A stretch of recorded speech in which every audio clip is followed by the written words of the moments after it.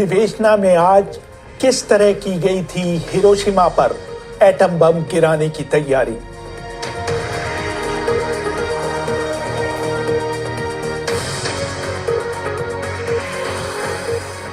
अभिवादन स्वीकार करिए रेहान फतल का।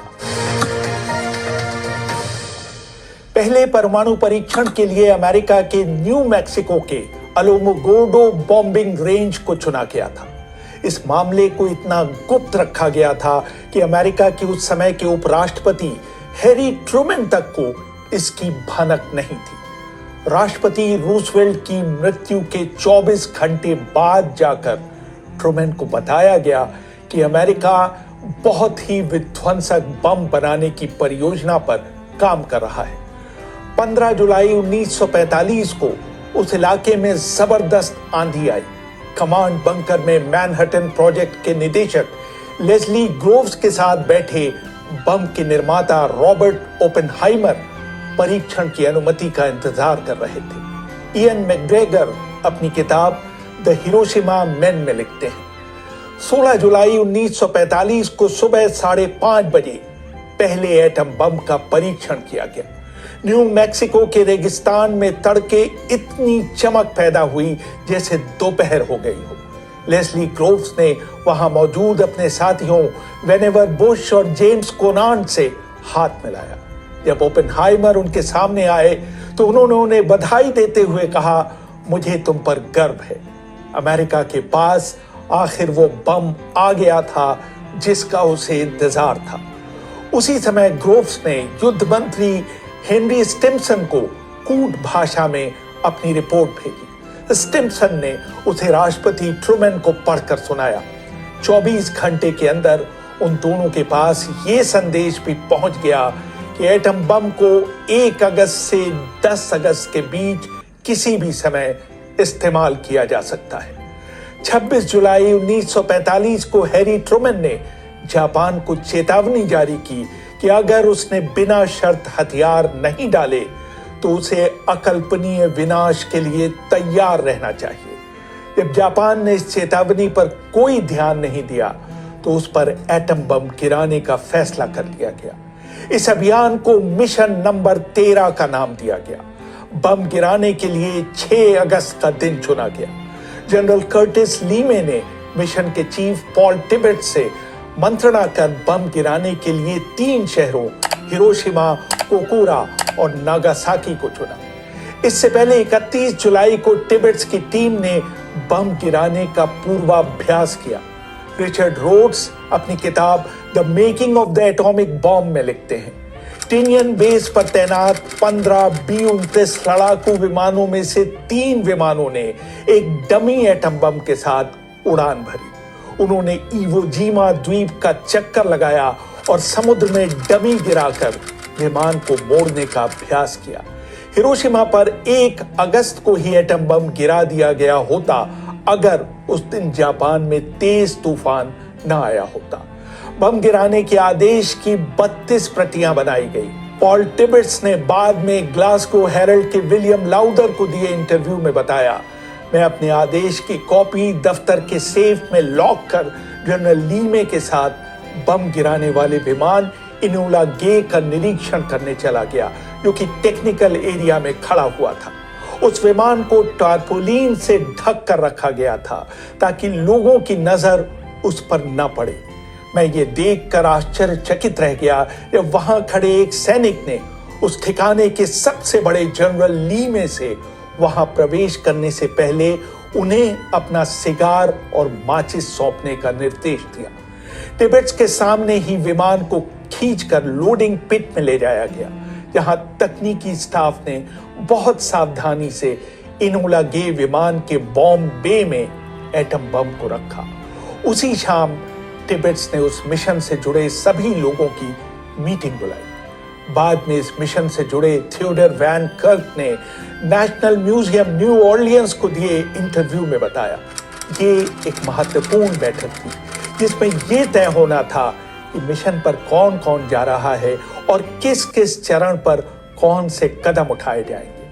टिबेट्स ने कहा कि जिस हथियार का आप इस्तेमाल करने जा रहे हैं उसका कुछ दिनों पहले सफल परीक्षण किया गया है। अब हम उसका इस्तेमाल दुश्मन के खिलाफ करेंगे। लेकिन फिर उन्होंने कहा कि हम थोड़ी नींद ले लें। 10 बजे के बाद वो हमें अंतिम ब्रीफिंग के लिए फिर बुलाएंगे। ये मेरी समझ के बाहर था कि पहला एटम बम गिराने जा रहे लोग किस तरह नींद ले सकते थे। इस बीच टिबेट्स ने तय किया कि इनोला गे का कॉल साइन विक्टर के बजाय डिम्पल्स होगा।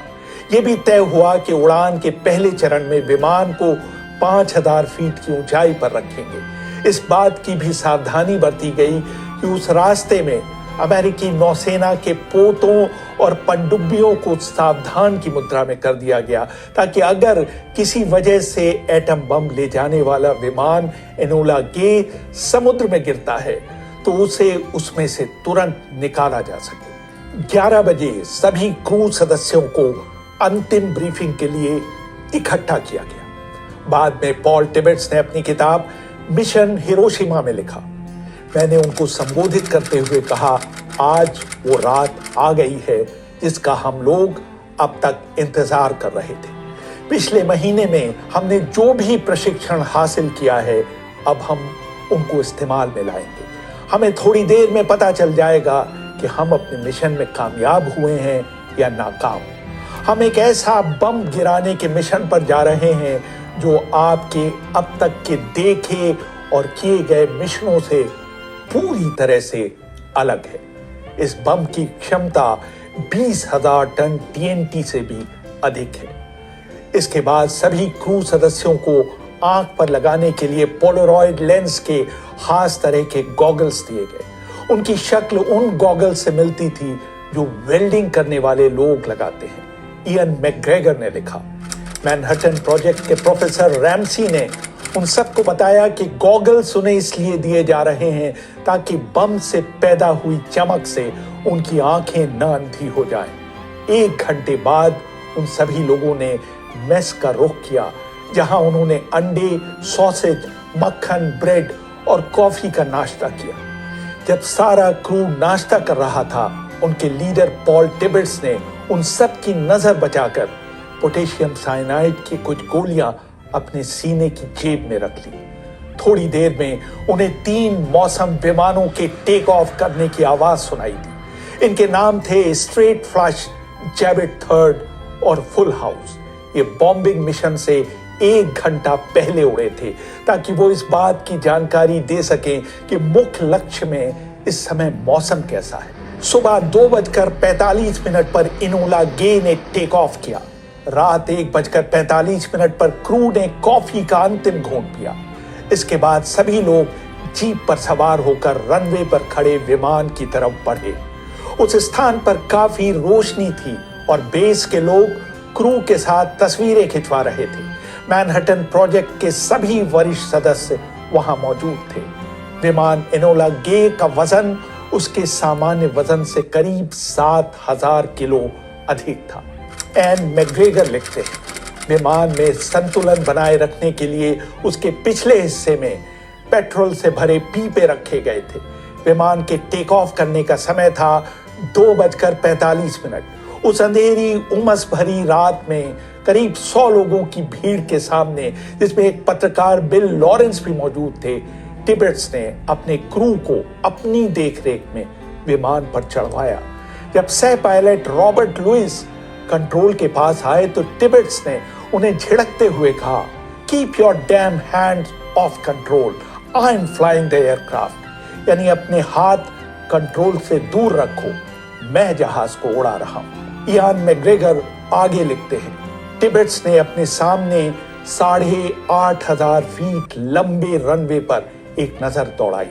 उन्होंने अपने क्रू से बात करके इस बात की पुष्टि की कि सब कुछ ठीक है। अपने माथे से पसीना पोंछते हुए उन्होंने कंट्रोल टावर से कहा, Dimples 82 to north Tinian tower, ready to take off. 1 second से भी कम समय में जवाब आया, Dimples 82, cleared for take off. Hiroshima पर पहला एटम बम गिराने वाले मिशन की शुरुआत हो चुकी थी। जैसे ही इनोला गे आसमान में गया, उसके पीछे एक के बाद एक 3 और B-29 विमानों ने उड़ान भरी। उन विमानों में निरीक्षण उपकरण रखे हुए थे। उनमें से एक विमान नेसेसरी इविल के कप्तान कैप्टन जॉर्ज मार्कवर्ड को बमबारी की तस्वीर खींचने की जिम्मेदारी दी गई थी। एनोला गे के क्रू को पता था कि ये एक लंबी उड़ान होने वाली है। लक्ष्य तक पहुंचने का समय था 6 घंटे 15 मिनट। जब विमान इवो जिमा के ऊपर पहुंचा, क्रू के सदस्य विलियम पार्सन्स और मॉरिस जैप्सन ने कहा कि विमान में रखे बम लिटिल बॉय को सक्रिय करने का समय आ गया है। हालांकि उन लोगों ने हरा प्लग हटाकर लाल प्लग लगाने का कई बार अभ्यास किया था, लेकिन जब वास्तव में ऐसा करने की नौबत आई तो उनके माथे पर पसीने की बूंदें आ गई। पार्सन्स ने कंसोल के पास जाकर टिबेट्स को सूचित किया कि बम सक्रिय हो चुका है। वैन कर्क ने इंटरव्यू में बताया, ये सुनते ही टिबेट्स एनोला गे को 30,000 फीट की ऊंचाई पर ले गए। हमें 100 मील की दूरी से ही जापान का समुद्र तट दिखाई देने लगा था। 75 मील की दूरी से हम हिरोशिमा नगर को भी देख पा रहे थे। इस बीच विमान के क्रू के बीच होने वाली बातचीत बंद हो चुकी थी और सब लोग शांत हो गए थे। टिबेट्स ने शांति भंग करते हुए कहा कि सभी लोग गॉगल्स पहन लें। इसके बाद विमान ने 360 डिग्री का टर्न लिया, जिसे लेने में उसे 6 मिनट और 15 सेकेंड लगे। टर्न पूरा होते ही हम सीधे हिरोशिमा की तरफ बढ़ निकले।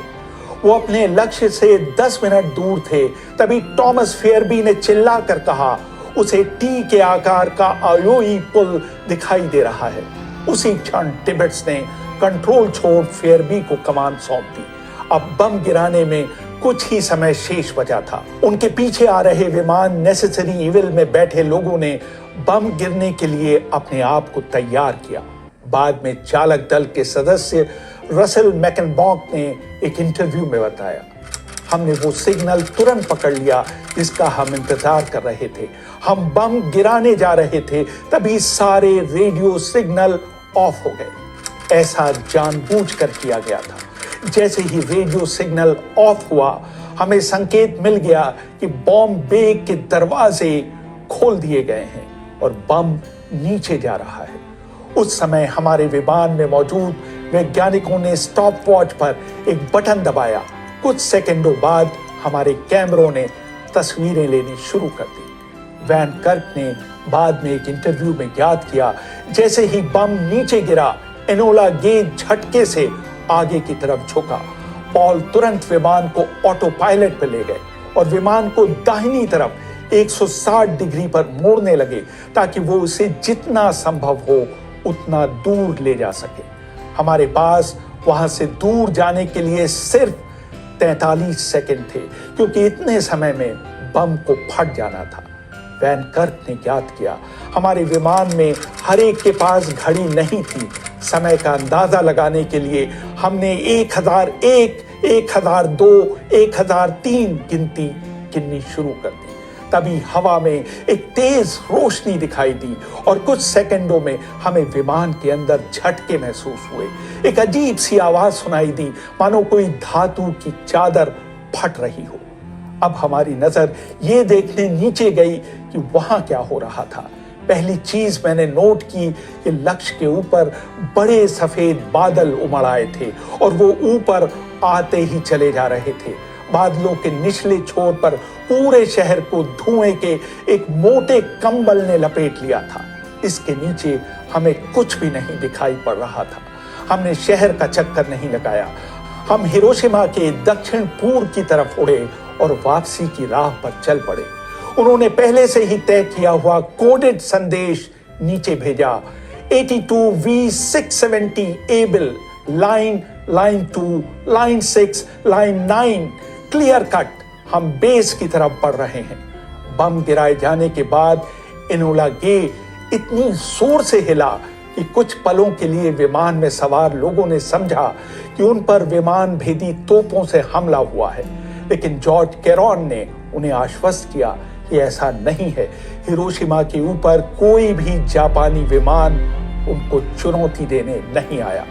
टिबेट्स ने अपनी आत्मकथा में लिखा, हम थोड़े रिलैक्स हो गए और हमने विमान को समुद्र की तरफ मोड़ दिया।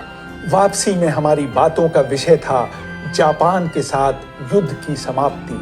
हमें पता था कि इस तरह के हथियार का सामना करना किसी के भी बस की बात नहीं थी।